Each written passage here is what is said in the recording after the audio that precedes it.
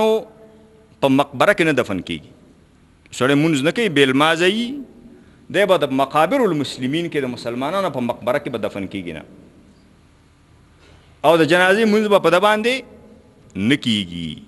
یعنی د کفر حکم چې حنبلي فقها د مونځ په تارک باندې مونځ نه کوونکي باندې د کفر حکم کوي، تعزیري غونې حکم نه کوي، حقیقي حکم کوي او حقیقي کافر یې ګڼي. و چې د مسلمانانو په مقبره کې به نه ښخېږي، د جنازې مونځ به نه کیږي، د جنازې مونځ به نه کیږي، جنازه به نه کیږي، مسلمانان به جنازه نه کوي، او مسلمانان به د هغه تعزیت ته نه ځي او دعا به ورته نه کوي. دا دعا به ورته نه کوي چې خدای دې وبخي، دا دعا به ورته نه کوي. او پاتې شوي ورثه به یې ورپسې خیرات نه کوي. مالی خیرات کول، د پیسو ورکول یا څه شی خیراتول مړو پسې د ټولو ائمو په مذهب باندې ثواب ورته رسېږي.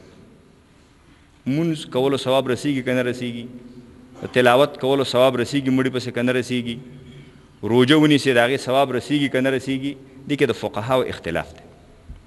حنبلي فقهاو په خیال باندې بدني عبادات نه رسېږي، خو مالی عبادات، خیرات او مال ورکول مړي پسې، سړی خپل مړي پسې مال لګوي او خیرات کوي، سا باسي، ثواب خپل مړي ته بخي. جومات جوړوي، ثواب خپل مړي ته بخي. لاره جوړوي، ثواب خپل مړي ته بخي. یو عالم ته دینی کتابونه اخلي، ثواب خپل مړي ته بخي. دینی طالبانو ته کتابونه اخلي، ثواب خپل مړي ته بخي. یتیم سره مدد کوي، کونډې سره کوي، بل نیکی کار او د خیر کار کوي. نو مړي ته د ټولو فقهاو مذهب باندې او د ټولو فقهاو پر رأی باندې اتفاقاً د مالی عباداتو ثواب سړی بخي شي خپلو مړو ته. او بدني عباداتو کې زمونږ فقها وایي چې رسیږي، او بعضې نور فقها وایي چې نه رسیږي، اختلافي مسله. نو مونځ دا مسله ده. مؤمن شان دا دی چې دی به مونځ کوي، دی به مونځګزار. مؤمن مونځ نه پرېږدي، ځکه د کفر خطر دی. اختلافي مسله چې نو د هغې دا مطلب هم نه وي چې حق به خامخا موږ سره وي. کیدای شي حق هغه سره وي، دا امکان شته، کیدای شي د هغه خبره حقي. حقه مذاهبو کې د علماو رایه دا ده چې دا امکاني چې د هغه بل رایه صحیح او ستا خطایي، او دا امکاني وي چې ستا صحیح او د هغه خطایي. نو خطرناکه مسله ده د مونځ پرېښودل، او خطرناکه مسله ده د مونځ ترک. او کولو کې څونه اجر دی، کولو کې ډېر اجر دی. الله منځونو باندې ګناهونه الله معاف کوي. یو صحابي راغی نبی پاک صلی الله علیه وسلم ته وفرمایل ای د الله پاک پیغمبره مانه غلطي وشو، زمونږ کور ته یوه ښځه راغله، ما هغه ښکل کړه، مچ ومې کړه، پردۍ ښځه، او غلطي رانه وشو. ما دپاره څه سزا ده، نو هغه سزا ما باندې جاري که چې الله ته پاک لاړ شم. داسې ښه خلکو ما باندې دنیا کې سزا جاری که د شریعت چې الله ته پاک لاړ شو. نبی پاک صلی الله علیه وسلم ورته وفرمایل تا دپاره ما سره اوس څه سزا نشته، نو دې باره کې الله څه سزا نازله کړې نه ده، زه نه پوهېږم چې څه سزا درکړم. کښېنه انتظار وکړه چې الله پاک څه وایي. جبرائیل علیه السلام تشریف راوړ، راغی، آیاتونه نازل شو. اقم الصلاة طرفي النهار وزلفا من الليل ان الحسنات يذهبن السيئات. قائم کا منز د ورځې په دواړو ګوټونو کې او د ورځې په دواړو سرونو کې، سبا یو مازدیګر، وزلفا من الليل، او د شپې په یوه حصه کې منځونه قایم کا ماښام ماسخوتن. ان الحسنات يذهبن السيئات، نیکی چې دا بدی محوه کوي، نیکی بدی محوه کوي. سو پوه شوئ که نه شوئ؟ وی فرمایل د الله خوږ پیغمبر څه شو هغه سړی راغی چې صاحب زه دا یم. ورته یې ویلې تا موږ سره مونځونه وکړل؟ وی صاحب او دا 2-3 مونځونه مې تاسو سره وکړل. ویلې الله ستا ګناه معاف کړه. وی فرمایل هغه سړي علی خاصتا یا رسول الله دا رعایت زما رب او زما پروردگار یوازې ما سره وکړه، دا رعایت زما پروردگار او دا مهرباني او دا رحم او دا فضل زما پروردګار یوازې ما سره وکړو چې ما نه غلطي وشوه، ما د جمع منځونه وکړل، ما په مسجد کې د جمع منځونه وکړل، الله پاک زما غلطي معاف کړه. دا مهرباني زما پروردګار یوازې ما سره وکړه، په ما مهربان شو. نبی پاک صلی الله علیه وسلم ورته وفرمایل نه، دا زما د ټول امت دپاره ده.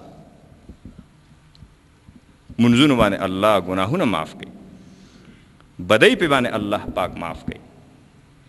نبی پاک صلی الله علیه وسلم د منی په موسم کې راغی، د صحابو یو جماعت سره یو ونه باندې یو بوټي باندې تیر شو. دغه بوټي پاڼې زیړه شوې وې او زیړې پاڼې ډېرې اسانۍ سره رجیږي. نبی پاک حکیمو، با حکمت داعیو، طریقه باندې خپل شاګردان او خپل صحابه په خبره باندې پوهول.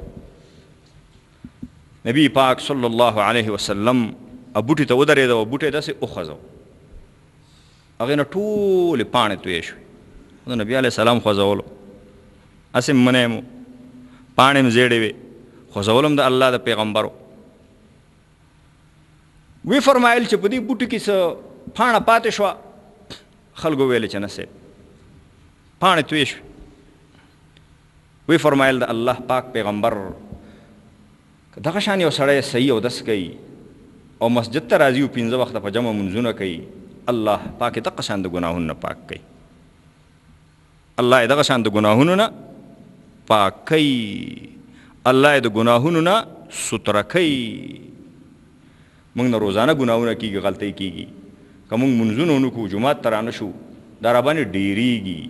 حدیث پاک کې راغلي ایاکم ومحقرات الذنوب، ځان وساتئ د وړو وړو ګناهونو نه، محقرات الذنوب نه چې کوم ګناه تاسو ته د سره ګناه نه ښکاري، د هغې نه ځان وساتئ. ځکه چې غر د وړو وړو کاڼو نه، د وړو وړو تیږو نه جوړېږي. غر د وړو وړو تیږو نه غر جوړېږي چې ستا 80 کاله عمر دی او روزانه واړه واړه واړه واړه ګناهونه د نه کېږي، 80 کاله پس چې دا جمع کېږي، دا څونه شی جوړېږي. حدیث پاک کې راغلی دی، نبی علیه الصلاة والسلام فرمایلی اتبع السیئة الحسنه، بدی پسې نیکي وکړه، تمحها، ستا هغه نیکي به هغه بدي محو کړي، ستا هغه نیکي به بدي محو کړي. صدقه باندې الله خوشحالېږي، صدقه باندې او زکات باندې الله ګناهونه معاف کوي. د زکات معنا پاکي ده. د زکات 2 معناګانې دي، پاکي او نما او ډیرواله. نو چې همدغه شان د موس په شان زکات کې ورکې، زکات باندې الله ستا ګناهونه معاف کوي، زکات باندې الله ستا بدۍ معاف کوي، سیئات د الله پاک معاف کوي، او مال کې د الله پاک برکت اچي. حدیث پاک کې راغلی دی، نبی علیه الصلاة والسلام فرمایلی دی چې کم مال کې زکات پاتې شي، هغه زکات هغه مال خوري او تباه کوي.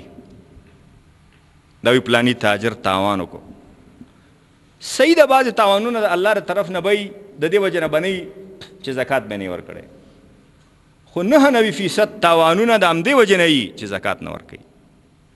ځکه ستا پیغمبر ویلی دي چې د زکات مال په مال کې پاتې شو، مال تباه کوي. ستا رب ویلی دي یمحق الله الربا ویربي الصدقات، سود الله تباه کوي، د سود مال الله تباه کوي، او د صدقات مال الله پاک ډېروي. هغې کې الله پاک برکت اچي، هغې کې الله پاک نما او برکت او ډېروالی پکې الله پاک اچي. زکات سره هم الله ګناهونه معاف کوي. حدیث کې راغلی، نبی پاک صلی الله علیه وسلم فرمایلی الصدقه تطفئ غضب الرب، صدقه د پروردګار غضب سړی. د پروردګار غضب په سړي باندې د ګناه د وجه نه کېږي که نه صاحبه. سړی ګناه وکړي، د الله نافرماني کوي، نو د پروردګار غضب په هغه باندې کېږي. چې دی کله صدقه ورکوي، خیرات ورکوي، زکات ورکوي، عام صدقات کوي، الله پاک د ده نه خوشحالي. او یو حدیث کې راغلي، صدقه ګناهونه او د الله غصه داسې سړی او ګناهونه داسې محوه کوي لکه اور باندې چې اوبه واچي. صدقه باندې الله خوشحالي. یتیمانو سره مدد، مسکینانو سره مدد، کونډو سره مدد، غریبانو بېوزلو سره